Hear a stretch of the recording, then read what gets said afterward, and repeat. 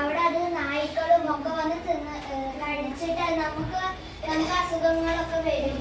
അത് കഴിക്കാൻ വേണ്ടി പന്നികളും ഒക്കെ വരും. അപ്പൊ വണ്ടിയൊക്കെ അതിന് മേലെ പോകുമ്പോൾ അത് ഇടിക്കും. കുറെ ട്യൂബ്ലൈറ്റും കുപ്പിയും ഒക്കെ അവിടെ വെക്കുന്നുണ്ട്. അവിടെ പ്ലാസ്റ്റിക് വേസ്റ്റ് ഉണ്ടെങ്കിലും അവരതിൽ ഇടാണ്ട് കിണറിന്റെ മേലെ വലിച്ചെറിയുന്നു.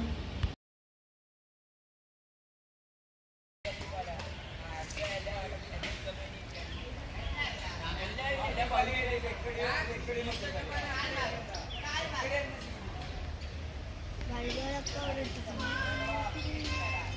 കുപ്പികളും പ്ലാസ്റ്റിക് ഇവിടെ എന്ത്